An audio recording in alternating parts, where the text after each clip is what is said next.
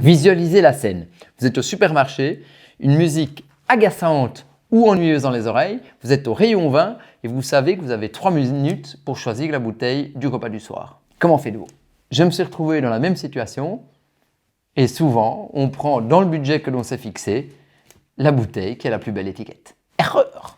Aujourd'hui, j'ai vaincu ce vieux démon et j'ai quelques trucs à partager avec vous qui vont vous permettre de choisir votre vin au supermarché. Je vous avoue qu'il y a une forme de sentiment d'accomplissement parce que cette opération, choisir une bouteille de vin au supermarché, était ou semblait tout à fait complexe, voire impossible à réaliser par le passé, sans choisir au hasard. Et maintenant, c'est quelque chose que j'arrive à faire avec un bon cadrage. Vous avez sans doute remarqué que les personnes passent un certain temps dans le rayon vin du supermarché. Et les études consommateurs nous ont indiqué qu'il s'agit du rayon dans lequel le consommateur passe la plus grande proportion du temps lorsqu'il fait ses courses. Parfois, il m'arrive de proposer spontanément mes services à l'une ou l'autre personne qui s'interroge ou qui passe un certain temps à regarder les rayonnages des bouteilles. Et souvent, avec 2-3 petites questions-réponses, on peut réussir à guider le consommateur sur un acte d'achat qui soit le plus intéressant possible. Lorsque vous devez choisir une bouteille de vin, vous avez un nombre incalculable d'informations à traiter. La région de production, le producteur, le millésime, le cépage, la manière dont le vin a été vinifié. Parfois, ces informations sont accessibles et sont indiquées sur la bouteille, parfois elles ne le sont pas. Par exemple, si le vin est passé en fût de chêne, ce n'est pas toujours indiqué sur la bouteille. Malheureusement, ce nombre d'informations est beaucoup trop important et souvent le consommateur en est réduit à choisir la couleur du vin, je veux un rouge plutôt qu'un blanc, l'ordre de prix et comme on le disait, éventuellement à choisir en fonction de l'étiquette. Du coup, on peut se poser la question de savoir pourquoi lorsqu'on se procure une bouteille de vin, ça a l'air d'être une opération si compliquée, si complexe, alors que pour d'autres produits de consommation, même alimentaires, cette complexité n'existe pas. Si vous devez acheter par exemple une confiture, ou si vous devez acheter des citrons, eh bien c'est bien sûr pas aussi compliqué que de vous procurer une bouteille de vin. En réalité, ce qui se passe, c'est que le consommateur est dans une forme d'asymétrie informationnelle par rapport au producteur. C'est ce qu'on disait tout à l'heure. Vous avez un tellement grand nombre d'informations à traiter qu'à la fin, vous vous sentez et vous êtes objectivement en état d'infériorité par rapport au niveau d'information et donc vous vous sentez en difficulté pour poser un choix et un acte d'achat. Bien entendu, il est une solution radicale mais peu praticable qui serait celle de déguster l'ensemble des bouteilles qui vous sont proposées et puis de faire votre choix. Mais malheureusement, ou heureusement pour notre santé, les supermarchés ne proposent pas ce type de suggestions à la clientèle. Donc vous êtes quand même à la fin obligé de réaliser votre choix sans pouvoir aller déguster le produit. Les économistes appellent cette chose, cette obligation de déguster pour connaître vraiment la qualité qui se trouve à l'intérieur de la bouteille, ils disent qu'en fait le vin est un bien d'expérience, c'est-à-dire un bien dont on ne connaît la qualité qu'après en avoir fait l'expérience, c'est-à-dire après l'avoir dégusté. Lorsqu'on décompose ces différentes choses, ces différents principes, on peut avancer d'une manière méthodique pour essayer de vous proposer une manière de faire qui, quelque part, porte une solution à ce problème. L'idée, c'est bien sûr de réussir à créer une image mentale, sensorielle du produit, donc du vin, rien qu'en regardant les informations qui se trouvent sur l'étiquette. Alors celles-ci, on l'a vu, sont nombreuses. Et le problème est donc complexe.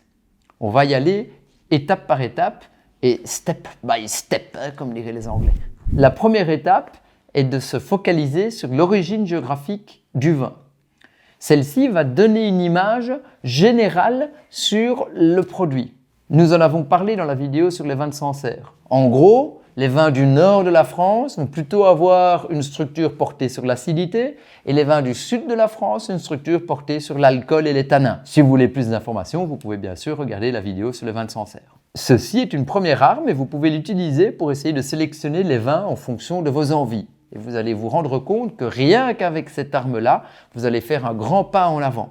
Un grand pas pour l'homme, un grand bond pour les alcooliques, enfin, des choses comme ça, c'est l'anniversaire. Le deuxième type d'information qu'on va discuter aujourd'hui est également une information qui est souvent accessible sur l'étiquette.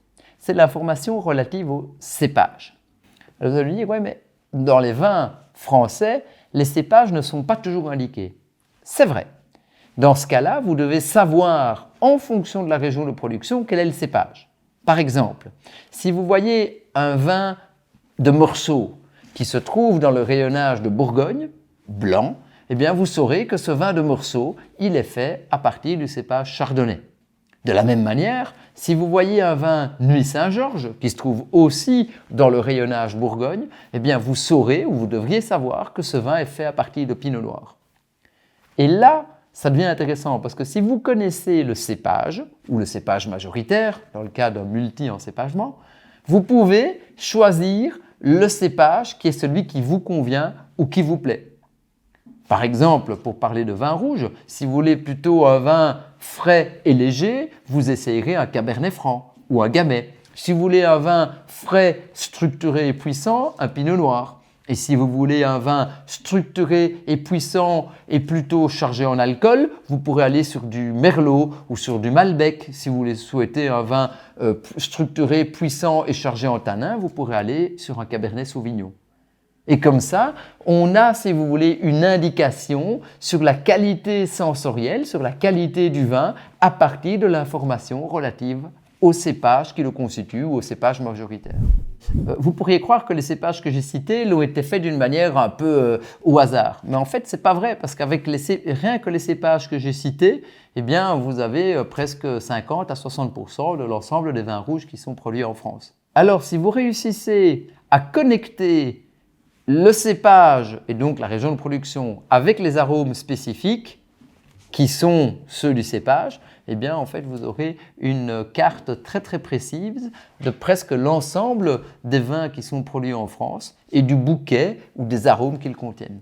Si vous décidez de vous concentrer ou de concentrer vos efforts sur l'apprentissage des différents cépages et bien sûr de ce qu'ils sentent, de ce qu'ils goûtent, eh bien vous aurez fait un grand pas en avant, de nouveau, deuxième pas en avant dans la dégustation du vin.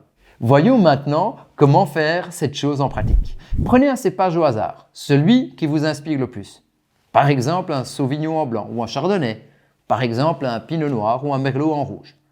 Et à partir de maintenant, quand vous avez choisi ce cépage, toutes les prochaines dégustations que vous allez réaliser, que ce soit lorsque vous achetez une bouteille, que ce soit lorsque vous allez dans un bar à vin, que ce soit lorsque vous allez dans un restaurant, se feront toutes sur ce cépage. Vous pouvez même réaliser cette chose lorsque vous réalisez des dégustations ou des soirées entre amis où vous dites, voilà, ce sera la soirée du cépage Pinot Noir et tout le monde apporte une bouteille de Pinot Noir. Et puis vous dégustez bien sûr ces vins à l'aveugle. À chaque fois, vous allez vous concentrer sur différentes choses. En premier lieu, vous allez vous concentrer sur les arômes, c'est-à-dire qu'est-ce que vous sentez dans les vins de ce même cépage. Si jamais vous voulez avoir quelques indices sur comment vous concentrer sur les arômes, je vous renvoie à la formation gratuite Interwine and Dine qui parle notamment des arômes du vin et de la dégustation. Ces arômes spécifiques sont les arômes du cépage en question. Et en vous concentrant et en dégustant pendant quelques temps, quelques jours, quelques semaines, toujours le même cépage, vous allez petit à petit encoder ces arômes. Votre cerveau va s'habituer à reconnaître que ces arômes-là sont spécifiques à ce cépage-là. Et l'étape d'après, je trouve, est l'étape qui, pour moi, en tout cas, dans mon apprentissage du vin, était l'étape la plus magique. C'est qu'à un moment donné, simplement en donnant le nom du cépage, vous allez vous représenter mentalement ce qu'il devrait déguster.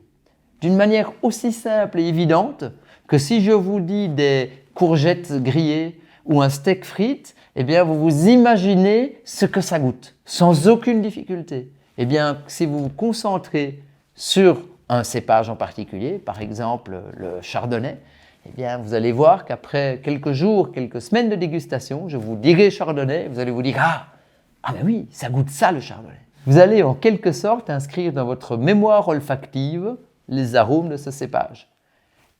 De mon expérience, la mémoire olfactive est assez robuste quand l'apprentissage se fait correctement. Et puis vous me dites « Et après ? Qu'est-ce qui se passe ?» Eh bien, après, vous recommencez avec un autre cépage. Donc, c'est un apprentissage relativement long. Je ne suis pas en train de vous dire que ça va se résoudre en 2 coups de cuillère à peau, si vous me permettez l'expression. Mais concentrez-vous sur les cépages que vous préférez. N'allez pas retenir des cépages bizarres ou alternatifs si ce sont des cépages que vous n'avez pas l'occasion souvent de déguster ou ce ne sont pas les cépages qui vous excitent particulièrement. Vous prenez les 3-4 cépages rouges et blancs, tout compris, qui vous intéressent le plus. Vous en avez pour quelques semaines de dégustation, ce n'est pas le travail le plus désagréable. Si jamais vous ne savez pas vous-même quels sont les cépages que vous appréciez, regardez les bouteilles que vous aimez et puis renseignez-vous sur les cépages qu'elles contiennent. Si vous dites que vous aimez les vins de Bordeaux, du Médoc par exemple, eh bien c'est notamment le Cabernet Sauvignon et le Merlot. Si vous aimez les vins de Bordeaux mais de Saint-Émilion, ce sera plutôt le Merlot et un peu le Cabernet Sauvignon, par exemple. Comme on l'a évoqué tout à l'heure, il est un troisième type d'information qui est celui des appellations. Parce que quand vous regardez les bouteilles de vin dans un linéaire de grande surface en Belgique ou en France, en fait vous voyez qu'il y a peu souvent le cépage qui est mis en avant. Et donc là, il vous faut apprendre que telle appellation correspond à tel cépage, comme on l'indiquait, que si vous êtes en Bourgogne, ce sera toujours du Pinot Noir en rouge ou toujours du Chardonnay en blanc. Que si vous êtes en Loire, si vous êtes par exemple à Sancerre, ce sera toujours du Sauvignon. Voilà, ça c'est une information quelque part en plus qu'il faut retenir, à savoir le lien entre appellation et cépage. Vous allez voir qu'avec un peu de pratique et l'ajout de ces quelques astuces dans votre boîte à outils personnelle, vous allez progresser en fait très rapidement. Et dans quelques jours, dans quelques semaines, vous allez pouvoir connecter assez facilement un cépage avec des arômes, un vin avec des arômes, et donc aussi quand vous vous retrouverez dans un linéaire de grande surface, vous pourrez vous dire, mais tiens, j'ai ce vin-là, mais je suis en train de visualiser à quoi il pourrait ressembler, à quoi il pourrait sentir, à quoi il pourrait goûter. En accumulant de l'expérience, vous verrez donc que la carte des vins d'un restaurant ou les vins qui se trouvent dans un linéaire de grande surface deviendront des objets tridimensionnels qui vont connecter une impression et une image aromatique, sensorielle, gustative. Et pour être tout à fait franc, je voulais glisser en début de cette vidéo, moi ça a été peut-être le plus beau moment de mon apprentissage du vin. C'est quand j'ai pu regarder le nom d'une bouteille ou une carte de vin au restaurant et ne plus être perdu et me dire « Ah oui, mais si je prends un pinot noir de cette région-là de Bourgogne, je vais sans doute avoir un vin qui va ressembler à cette idée générale. » Alors vous aurez un double plaisir. Le premier, bien sûr, c'est de boire ce qui vous fait plaisir au moment où ça vous fait plaisir. Et puis l'autre plaisir, qui n'est pas moindre, c'est de pouvoir aider et guider vos amis lorsque eux-mêmes se trouveront perdus, entre guillemets, dans le choix d'un vin. Si cette vidéo vous a plu, la meilleure façon de me le signaler et de continuer à me motiver, parce que j'ai aussi besoin d'un peu de motivation dans cette opération, c'est de mettre un petit pouce, de la liker, comme on dit dans le vocabulaire des jeunes et des moins jeunes, de la partager éventuellement avec des amis qui pourraient être intéressés. Et n'oubliez pas, dans la progression de la connaissance des cépages et de la reconnaissance d'un vin en grande surface, à la fin, il n'y a qu'une solution, c'est la dégustation.